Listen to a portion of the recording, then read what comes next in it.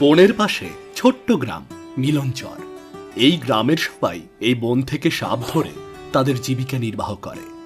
এক কথায় এটা হচ্ছে সাপুড়েদের গ্রাম।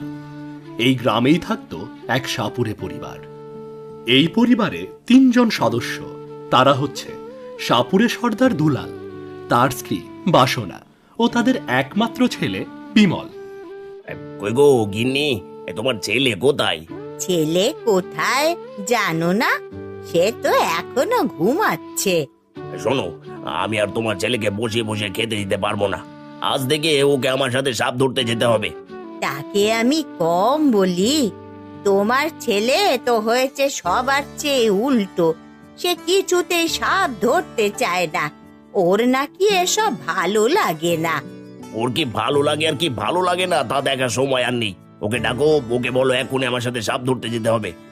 আমি পারবো না, তোমার ছেলেকে তুমি ডাকো। হ্যাঁ, আমি ডাকছি। এই বিমল, বিমল, তাড়াতাড়ি উঠে বাইরে আয়। কি রে বিমল?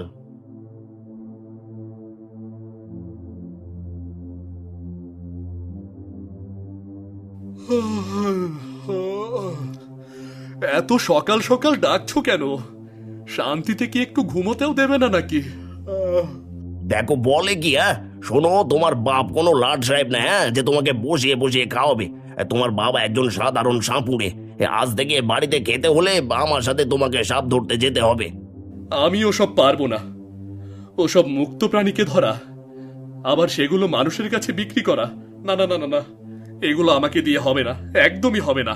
শোনো শোনো, তোমার ছেলে বলে কি, আমি শেষবারের মতো বলে দিলাম, আজ যদি ও আমার সাথে না যায় তাহলে ওর সাথে সাথে তোমারও ভাতও বন্ধ, আমি এই বলে দিলাম। হ্যাঁ, যা বাবা বিমল, যা, তোর বাবার সাথে যা। এসব আমাদের পেশা, এগুলো আমাদের তো করতেই হবে বাবা।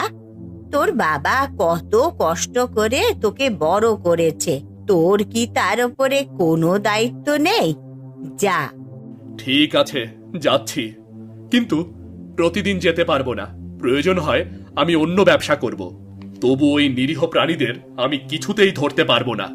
ঠিক আছে, আগে বেশি বেশি করে সাপ ধরে টাকা পয়সা জোগাড় কর, তারপর না হয় সেই টাকা দিয়ে ব্যবসা করিস।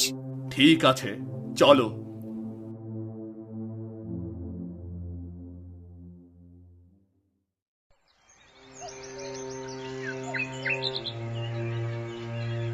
কি সর্দার, আজকে যে ছেলেকে নিয়ে এসেছেন তা ও কি সাপ ধরতে পারবে?